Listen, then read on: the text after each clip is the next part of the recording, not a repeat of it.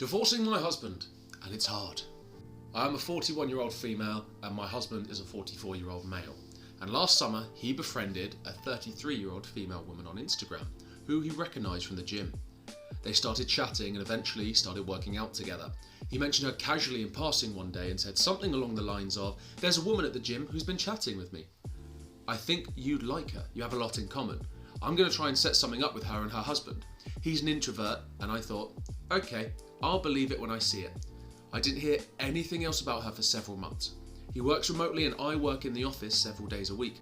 One day I had a doctor's appointment for something and mentioned that I'd be working from home the next day. He says at dinner, "Oh, remember that woman I mentioned a while back? She and I are going out to lunch tomorrow and we've got a couple dates planned in 2 weeks."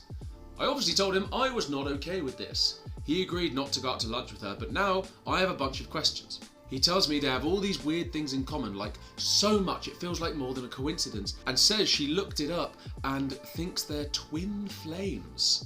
Red flag, red flag, red flag. That her husband had expressed concerns with their friendship and putting in the context of twin flames made him okay with it, so he thought it would help me too since I also have guy friends and maybe one of them is a twin flame to me. He said when he looked it up it didn't mean soulmate but someone who is a catalyst for growth and change in life. Meh. I asked a lot of questions, like if he had her number and he said no. If they talked outside of the gym, he said yes, via social media. Why I hadn't heard anything about this woman in the 4 months he was building this twin flame connection, he didn't realise I needed to know. Is he attracted to her? No. He doesn't find her attractive. I had a lot of concerns, but he doesn't have a lot of friends, is very introverted and a little socially awkward, so I was willing to give him some grace here. So I told him he needs boundaries with her and to be open and honest with me. Over the next 2 weeks I learned a lot of things about this relationship that concerns me. Lots of lies of omission, she's very much his type physically, and says neither of them are stupid enough to act on anything. Red flag, red flag, red flag. They work out together at different gyms. She's bringing deep conversation card games. Sounds interesting. She's bringing how do I pronounce that? She's bringing Higgy, which is a deep conversation card game that I've just pronounced wrong, to the gym to better get to know him. Texting him good morning at 4 a.m. They work out together at 4:30. Their messages aren't confirming he's still going to the gym or anything. Just good morning, sensei. Or something similar. Giving him random gifts. Nothing major, just first aid kits and stuff. Allegedly, he's helping her with nutrition and workouts because she wants to do bodybuilding competitions. At this point, we're fighting every single day about this relationship. We go on the double date. On the way, she texts him because we're running late, and that's how I learn he does in fact have her number. I met her and her husband and learned that she's 33, doesn't work, and they don't have kids. They seem cool, but I still don't like the situation and the lies. We continue fighting every day because I feel her behaviour is girlfriendish and he's just not shutting it down or putting up any boundaries at all. After 6 weeks of fighting every day and me crying every day, I check his email and find an email he wrote to himself the day before he told me about the lunch date. It's a list of questions and comments, asking if she's dreamed about him and whether the dreams were good or bad, asking to know about her childhood, her siblings, her clothing and shoe sizes. He apologises and explains, trying to screenshot a message she had sent him on a vanishing messenger, says he missed her immensely, but didn't feel like he could say it over the phone, etc. At this point, I decided it was an emotional affair and I was done. I didn't even argue with him, but he cried, told me he had recognised the relationship was becoming a problem and he had planned to end it, but she beat him to it. Her husband told her he was uncomfortable with some of the obsessive behaviours he was seeing and told her he wasn't comfortable with the friendship. He would never issue an ultimatum though, so she ended it. We have young children, so I decided to forgive him since it was over. I made him block her number and social media and he promised to go completely no contact. It was dumb because I knew there was a location he had previously gone with her, but I figured her spouse would keep her in check.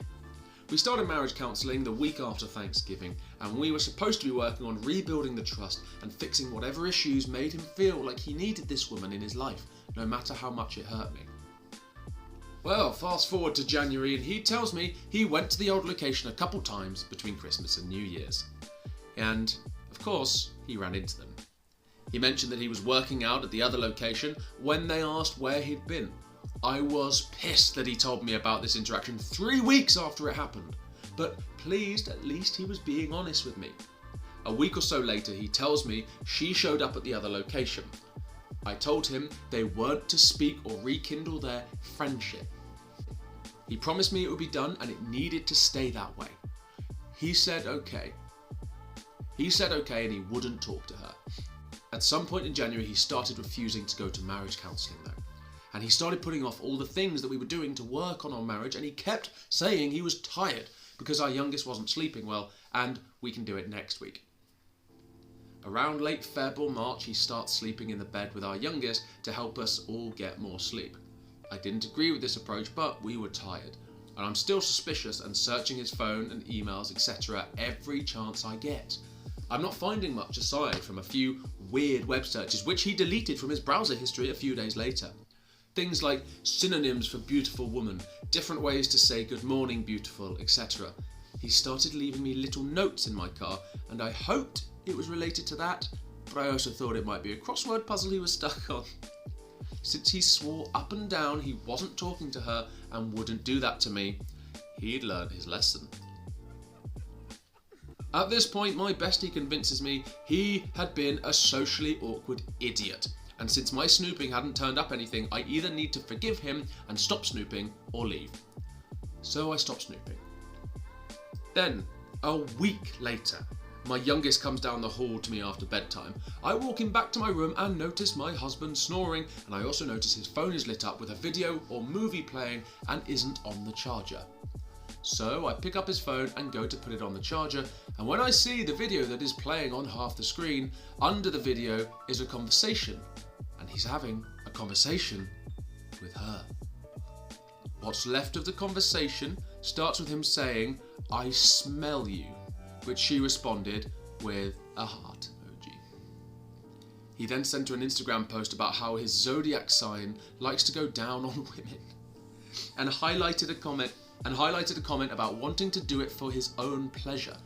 We've been together 14 years and I count on one hand with fingers to spare the number of times that's happened in our relationship. So I pull out my phone and take a video of the conversation before it vanishes. I take a video of the conversation and send it to her husband on Instagram. I text my husband that he's a lying POS and we are done. He responds, "Can you not?" Oh, I'm sorry for laughing. What a response to, we're done. Can you not? Just, can you not? Oh. He responds, "Can you not? Or at least wait until the kids are out of the house. Our kids are young." That ask means I'm stuck, miserable and married to him for at least 14 more years. I tell him he's a jerk. He and I talked the next day and I learned that after seeing him in the gym in December, she reached out to him on MyFitnessPal after discovering she was blocked everywhere else and started going to the gym that he was at 2 days a week every week. They would meet in the parking lot, hug each other, talk about their workouts and stuff, and then go to the gym workout and not talk. Which my husband felt made his comments about not talking to her in the gym not a lie. After she reached out on MyFitnessPal, he initially ignored her message and she followed up claiming she was depressed and losing the will to live or something without him. He then told her to talk to her husband and see if he could help her. She persisted and eventually he agreed that he missed her and it was unfair that their spouses were dictating their friendship. So they resumed chatting on Instagram, vanishing Messenger. He would unblock her chat and then re-block her, so when I checked his phone she'd appear blocked and like they weren't talking. Her husband told me this. Let's say I found this message on Monday night.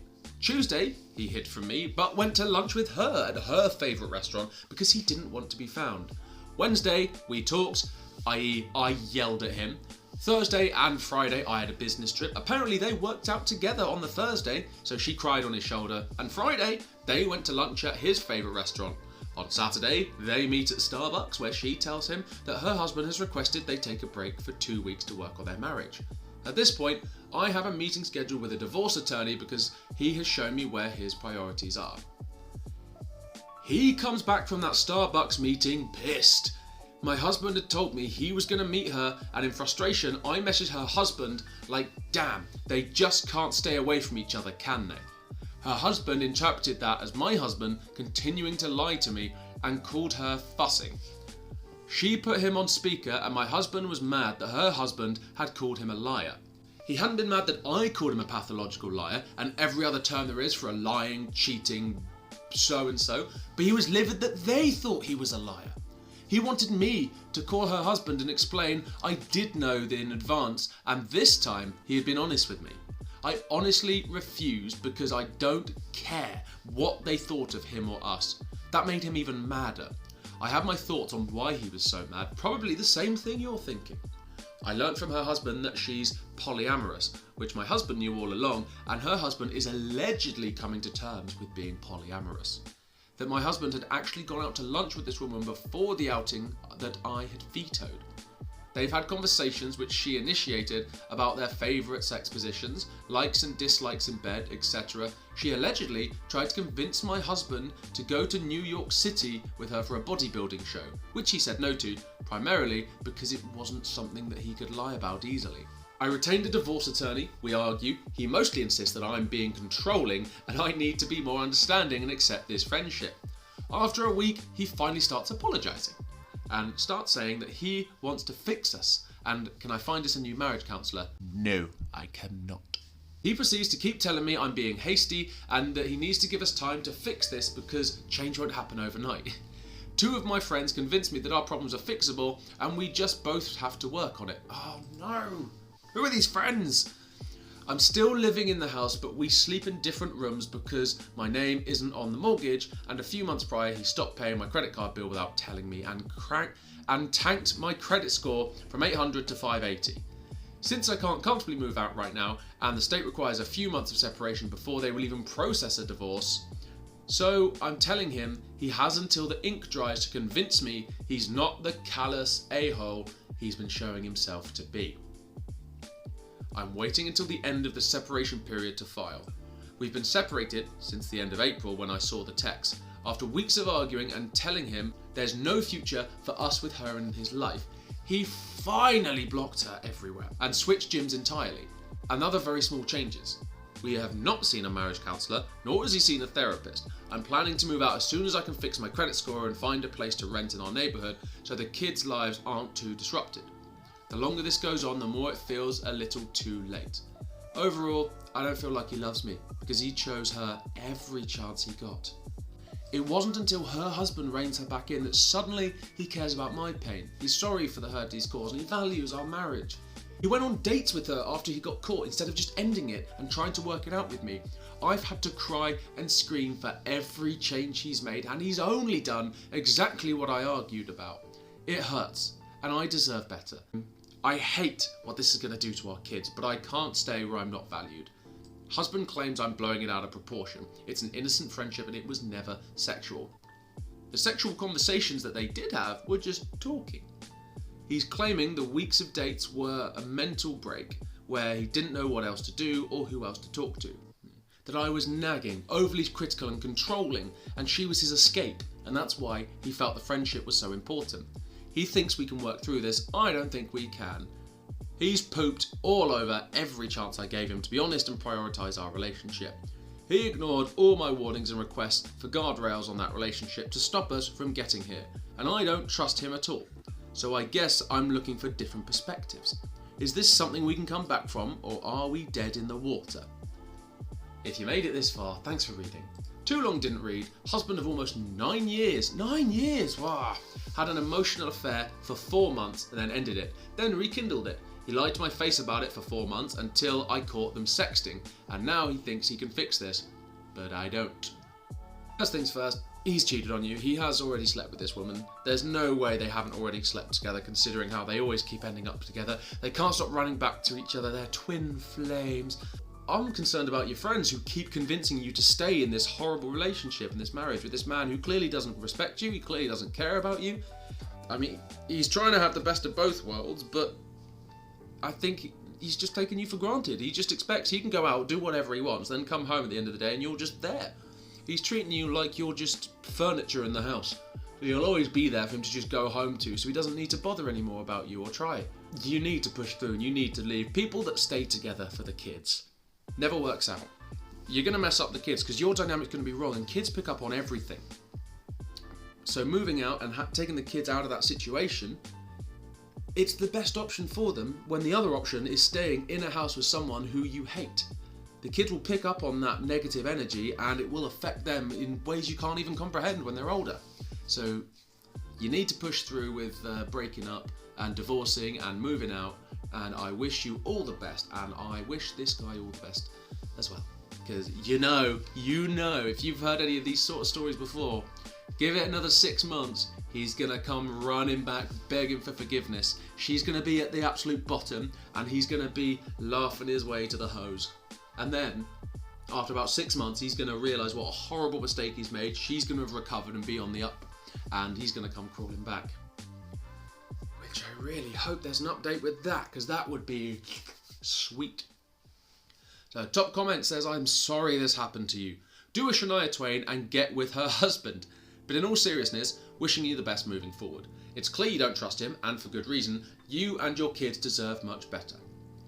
And OP responds, thank you. At this point, I feel like he only wants me around because I'm convenient and I help with the kids. Regarding her husband, lol, a friend of mine suggested that, but I'm not attracted to her husband at all. Trust me, they've had sex. I can smell you. What do you think that meant? He smelled her vagina scent on his lips or fingers. He's a POS. Leave him to rot. Yeah, that's my thought as well, because that doesn't make any sense to me any other way. They worked out from 4 to 6 a.m. They're not working out when they're going to 4 to 6 a.m. He came home and showered. I worked from home and I don't think he left the house. So now he's smelling her at 9 p.m. at night is suspect AF to me. He claims it's part of their connection. They have some weird pheromone thing where they randomly catch whiffs of each other. People are too understanding. I'll say it again. People are too understanding. Understanding is great in a relationship. If your partner's a bit weird or got some quirks, Lord knows I'm a bit weird and quirky as a person, that's great. Don't be this understanding. When your husband's texting a woman at night saying, I can smell you, and you're like, oh, it's just there, it's a weird pheromone thing. No. Just no.